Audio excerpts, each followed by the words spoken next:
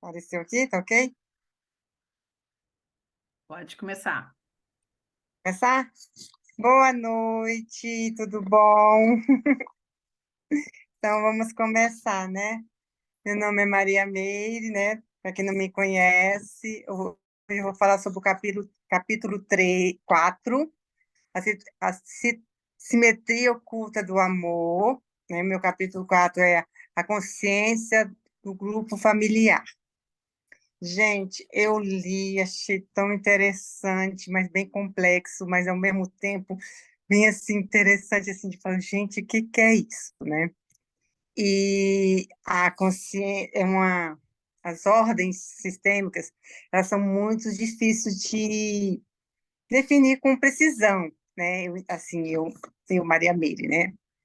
Mas elas são bem mais flexíveis, né, do meu entendimento, do que as normas sociais e morais, né, no grupo familiar, né. Na página 55, você vou ter ler um pouquinho, que eu já deixei aqui preparado, né, na página 55, no respeito ao direito de participar, né? Na página 55, fala assim, ó, respeito ao direito de participar. As pessoas podem continuar os outros membros, mesmo quando são evitadas pela família, excluídas de participação e, às vezes, até esquecidas, né? Isso acontece em todas as famílias. Na medida em que influencia algum membro do grupo, conscientemente ou não, ainda são membros do sistema familiar. Mas quem não influencia outro membro de modo visível ou oculto já não é membro do sistema. A participação não depende das decisões ou crenças da família, depende apenas dos efeitos. Todos os membros do sistema têm igual direito à participação e nenhum pode negar ou o outro o seu lugar. O que quer dizer isso, né? Para Bert, a fala é que o mesmo que haja um consenso, né, da família sobre essa exclusão, a consciência familiar não permite que ela seja estabelecida, né? Até que venha uma outra pessoa, né? Um outro membro da família, de uma outra geração, que venha fazer um mesmo padrão, uma mesma repetir, vamos colocar, repetir o mesmo padrão daquela pessoa que foi excluída, né, anteriormente, né? E que todos os membros do sistema têm, porque todos os membros do sistema têm o direito de pertencer, têm o direito de participar.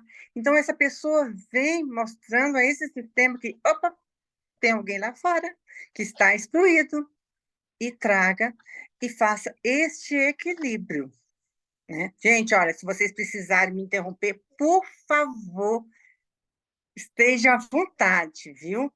Porque é isso que eu gosto disso também, de ser interrompida e falar, Meire, peraí, tá? E se eu estiver falando alguma coisa que vocês não entenderam, também, por favor, né? Então, assim, o Bert, ele deixa isso bem claro, que todos têm que pertencer, né? E quando eu li essa parte aí, também achei bem interessante, né? Sobre a identificação, que é como uma compulsão sistêmica de repetição de padrão, né? Que tenta recriar e reproduzir o passado para fazer justiça a uma pessoa excluída, né? Olha só. E essa justiça, porém, é primitiva e cega, né? Não traz solução. E isso, gente, só para vocês terem, quem tiver o livro aí, para vocês dar uma olhadinha, está lá na página 66, ou, desculpa, 166, né? Só para vocês darem uma olhadinha aí, né? Que tá bem assim, identificação, tem até um textozinho falando sobre isso, né, que eu estou falando, dessa primitiva cega aí, né? E, em regra, o excluído é aquele que sofreu ou foi vítima de alguma injustiça, aos olhos dos outros membros, era quase sempre considerado mal, tendo sido alijado do sistema familiar, né? Sair do sistema familiar. Porque isso parece moralmente justo e correto para o sistema, para essas pessoas, não para o sistema familiar.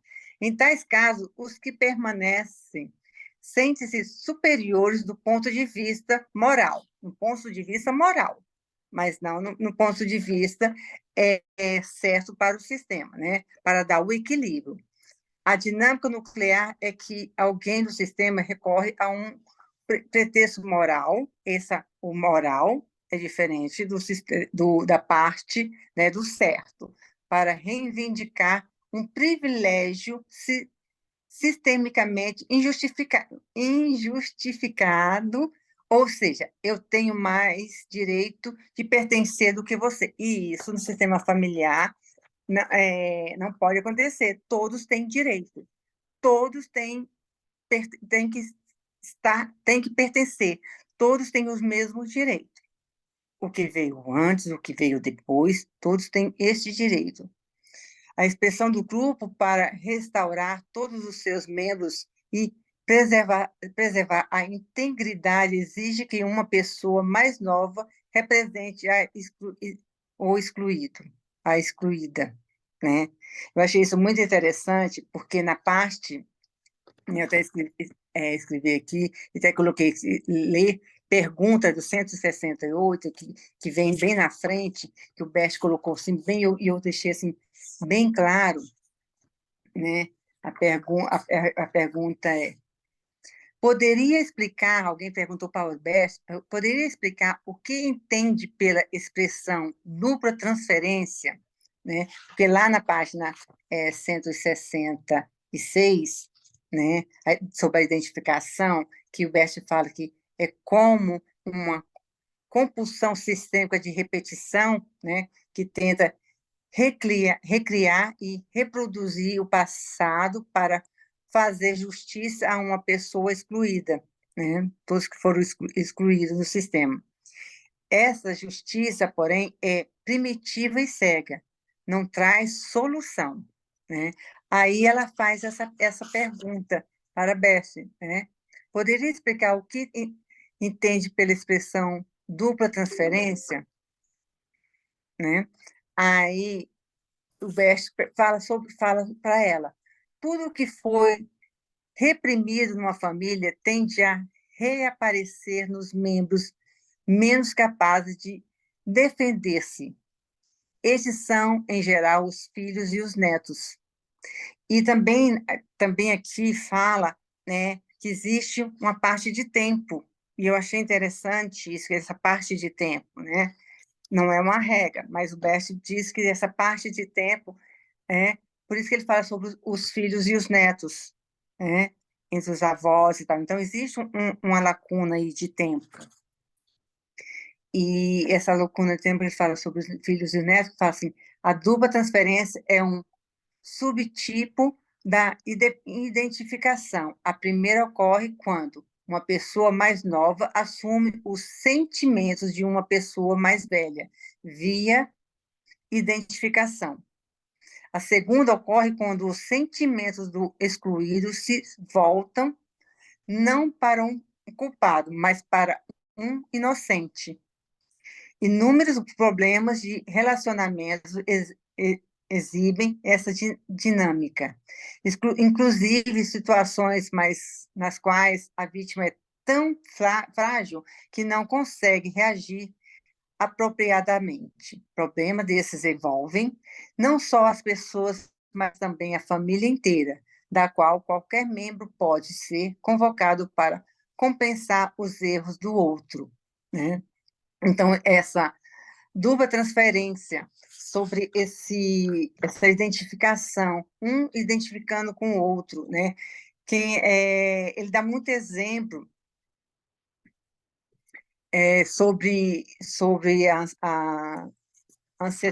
como que fala? Sobre essa identificação com o excluído, né? Com a outra pessoa, com a pessoa que foi deixada fora do sistema.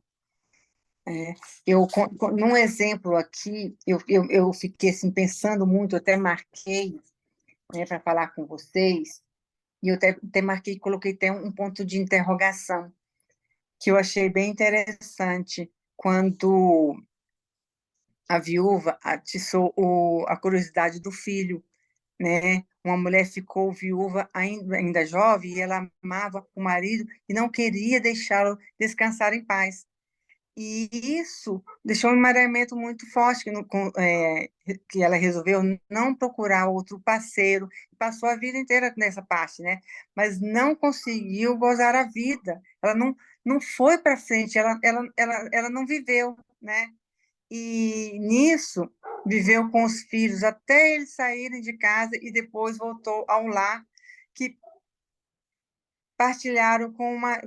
que partilhou com o marido e onde se pôs a pensar nele dia e após dias. E os filhos ficaram ali, tomou-se uma mulher amarga e deprimida, né? E isso, a gente vê muito isso, esse emaranhamento com os filhos, né? Então, ela perguntou sobre isso, essa aparentidade, como eu disse, ai, como tá aqui, essa, esqueci aqui, peraí, o nomezinho saiu daqui, identificação, né, com esse marido, como uma compulsão sistêmica de repetição, que ela deixou ali, viveu aquilo dali e não foi para frente, né? E os filhos foram para frente. E essa pergunta que ela faz aqui para o Best, e ele responde isso na página, né? Poderia explicar o que ele entende pela expressão dupla transferência, né? Que ele fala sobre essa identificação é como uma compulsão sistêmica de repetição de padrão, né? E também, gente, né, as pessoas podem continuar a afetar os outros membros, mesmo quando é, são evitá-los pelas as familiares, excluir de participação e às vezes até esquecidas, né, de uma forma. Uma tia louca, um tio bêbado, um suicida, são esquecidos, né? E esquecem essas pessoas e vem, lá na frente um sobrinho, um neto, uma pessoa, vem representando, trazendo essas pessoas de volta para dar este equilíbrio, né? Gente, pode me interromper, por favor, né? Tá bom? Eu coloquei aqui também uma interrogação nas leis sistêmicas, na página 162, que fala as leis sistêmicas que atuam no seio da família não responde ao amor de um filho. No grupo familiar, o impulso para o equilíbrio é mais importante que o amor e sacrifica prontamente o afeto e a felicidade individual para manter o equilíbrio da família ampliada. A luta do amor contra a dinâmica dos sistemas familiares é o começo e o fim das maiores tragédias. Fugir desse campo de batalha requer compreensão das ordens do amor e disposição para obedecer às leis com desvelo. A compreensão do sistema oculta do amor é sabedoria. Segui-la com desvelo é humildade. É muito difícil. Vocês não acham? O que vocês acham sobre essa disposição para obedecer a elas com desvelo, né? Como que a gente vai saber sobre essas ordens do amor? Como que a gente vai identificar essas ordens do amor, né?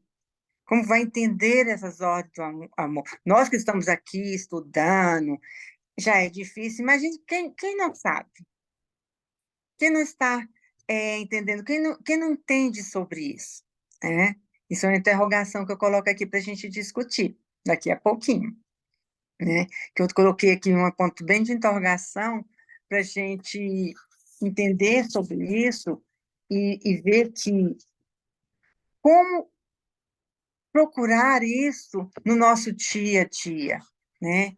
Entender isso do que a gente está estudando, entender isso no que a gente está vendo, entender isso no que a gente procura no dia a dia, né? Porque, assim, Beth fala que o amor exige o que exige, imune ao desejo das pessoas de que suas exigências sejam outras, né?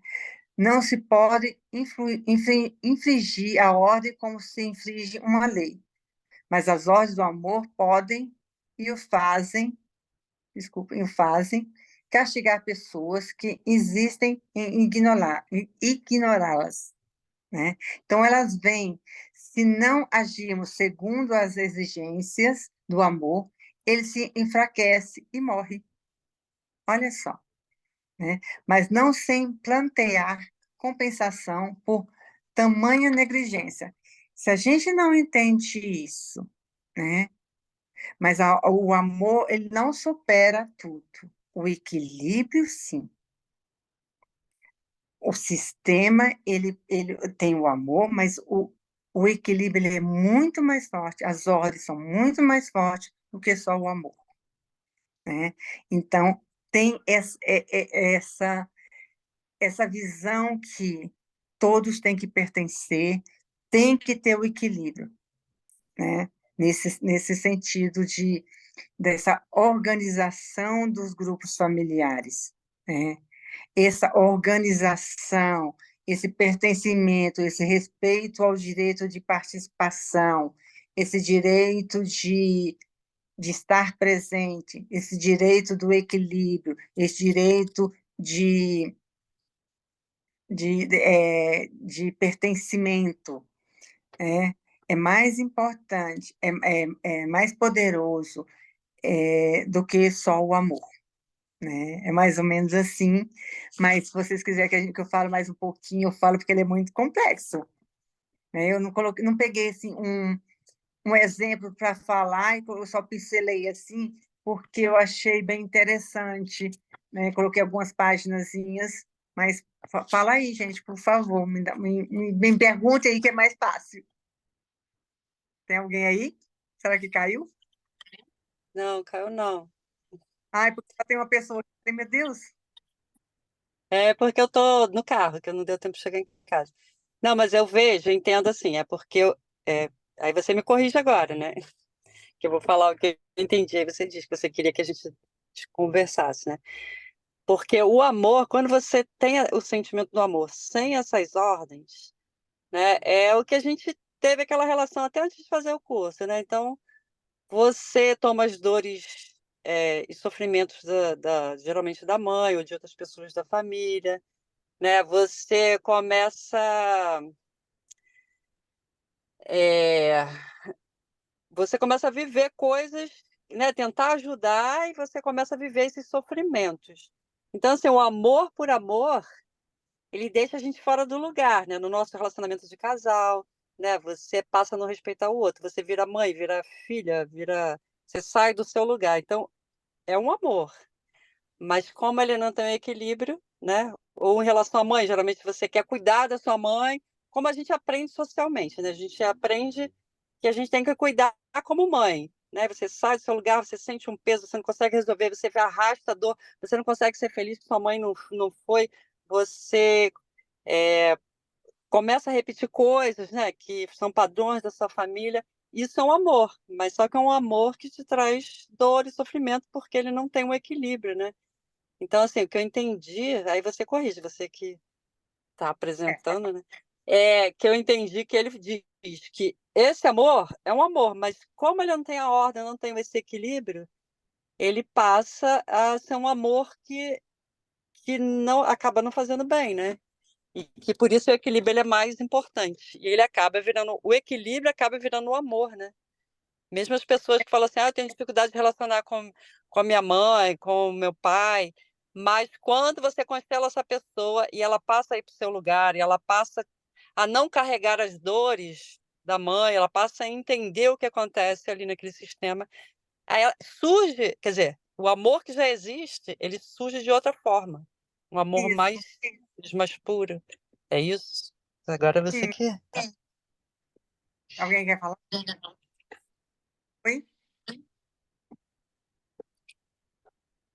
Oi? Se alguém queria falar? Não? Tá bom.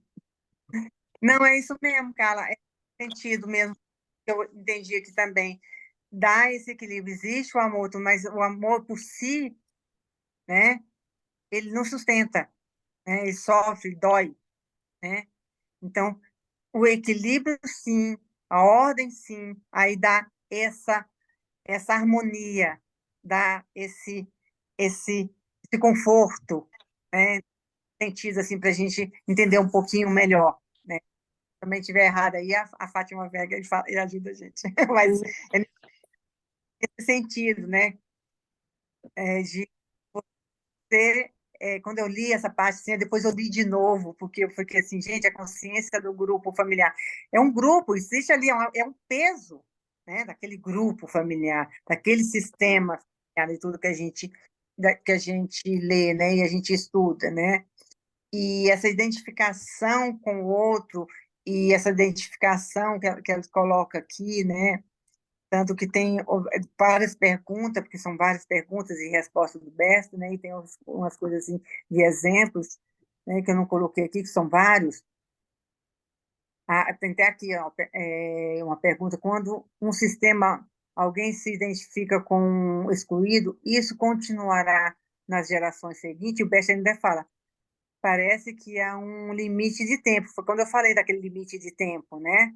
Ele ainda fala, o efeito da identificação vai diminuindo aos poucos. Não quer dizer vai ficar sempre, né? Vai diminuindo, né? Então, tem esse limite de tempo. Então, isso para a gente já até é um alívio, né? Imagina se fosse o tempo inteiro, né?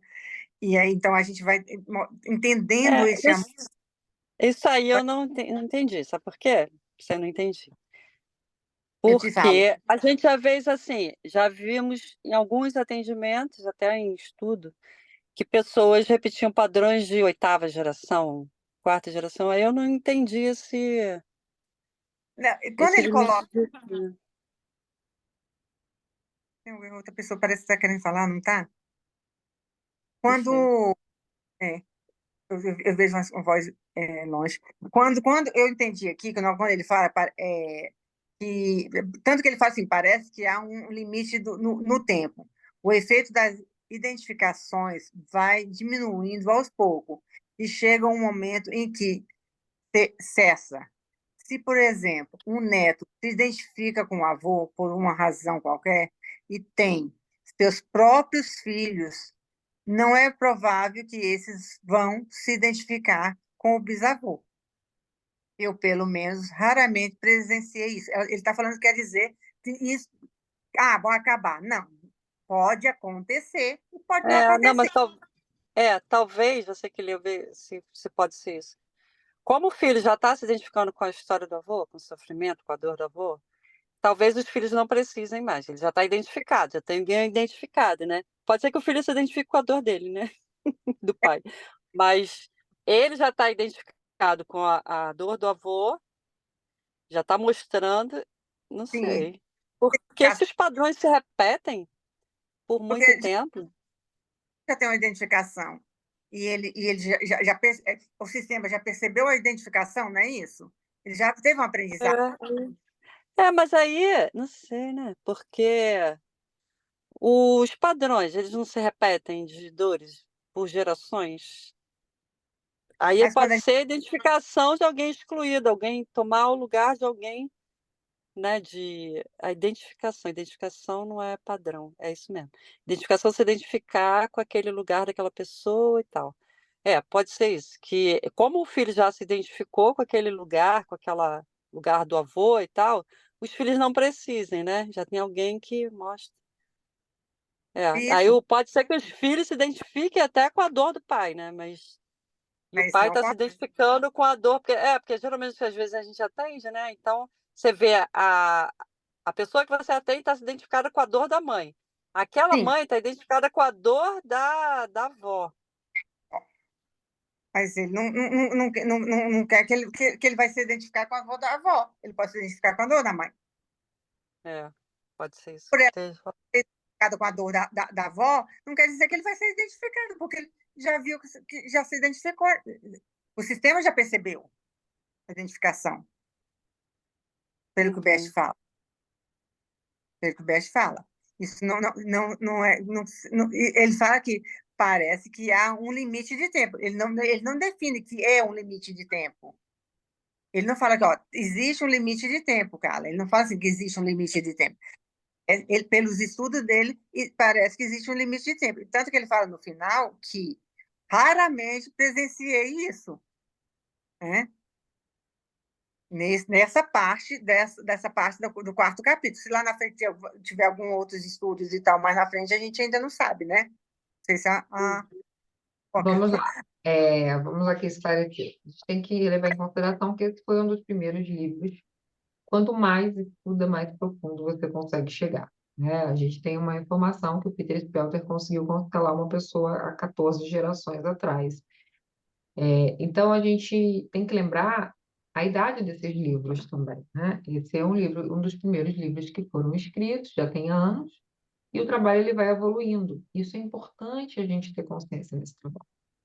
Então, uhum, mas tem algo que vocês comentaram aqui que eu observei e que faz sentido, é o seguinte: quando uma pessoa da família já está honrando alguém, os outros não precisam, é, tá? Mas se isso não for realmente visto, lá na frente, a pessoa vai honrar quem honrou. Então, por exemplo, a gente tem aqui uma pessoa que sofre de demência, tá? E aí, a neta não segue o destino, mas pode ser que lá para frente alguém siga. Só que tende a ser mais fraco os efeitos. uhum, Quanto mais distante, a tendência é que seja mais fraco. Mas qual é o problema aqui? Qual é o conflito que isso tem? Que pode, dependendo do conflito, a filha pode ter olhado para a mãe, a neta pode ter olhado para a mãe, quer dizer, e a bisneta, e assim todas vão repetindo aqui, quando não há um esclarecimento. Tá? A gente está partindo aqui do princípio, a gente usou o quê? O alcoolismo, a gente usou uma demência, uma incapacidade cognitiva. Então, isso é um caso específico, mas existem comportamentos, e aí existem, esses podem passar por gerações e gerações sem a menor condição de alguém trazer clareza sobre isso. Tanto que nós temos muitas pessoas que sentem ali como se elas tivessem grilhões. Mesmo a escravidão tendo sido tão antiga, isso foi passado de geração em geração mesmo. Então, a gente tem que entender que alguns efeitos, eles são mais marcantes, como, por exemplo, excesso de alcoolismo, e aí vai pulando geração, mas tem outros efeitos que a gente pode não ter essa percepção. E as uhum, doenças genéticas, elas vão falar um pouco disso, né? Quando alguém tem, o pai tem, o filho tem, o neto tem, aquele gene, então ali está indicando que isso está passando adiante, tá? Então a gente não pode pegar esses livros, é, é, esse é o entendimento dele naquela época. Isso teve uma evolução. E a genética sim. já está provando. E nós passamos nossas características físicas. Então, a gente precisa ter consciência de que nada aí está escrito em pedra. por isso que ele parece que há um limite de raramente presenciei isso. Nessa parte dele, ele fala que raramente presenciou isso. Mas ele não fala que é definitivo, é isso, né? Isso, né? Ele deixa bem claro nessa parte. Exatamente. A gente raramente ele observou até esse livro, Parte. Né? Quando ela pergunta isso para ele. até esse livro, tá? Não. Desculpa aí qualquer coisa. Eu acho que Você está eu gosto. ótimo. Só vem me posicionar porque vocês estão discutindo. Não, Não, é que a acho gente que Lembrar a de. leitura é isso mesmo, né? Para a É gente isso. colocar, ninguém sabe. Então a gente coloca, todo mundo dá opinião, e aí a eu gosto, professora vai tirar as dúvidas. eu gosto quando vem uma para questionar assim tudo e a gente questionar. Eu gosto demais disso. Não é a gente ficar só falando, não é bom, não. Eu gosto disso. Obrigado, cara. Mas hoje é seu dia. Não, mas eu me identifiquei muito com essa parte dessa consciência do grupo familiar. Bem legal, né? Quer dizer, toda vez a gente lê, a gente olha, a gente fala assim, meu Deus, eu não sei nada, tem que ler de novo, tem que ler de novo. Acho que eu tenho que ler umas 4, 5, 10 vezes esse livro. Todos eles, né? Mas foi ótimo. Muito bom. Gratidão. Acho que alguém está aí? Então, assim, Estamos. Estamos sim. Foi muito bom. Gratidão. Ah, que bom. Muito obrigada. Eu agradeço a oportunidade. Gratidão mesmo. Estou amando. Vocês não sabem o que eu estou amando. obrigada pelas trocas. Né?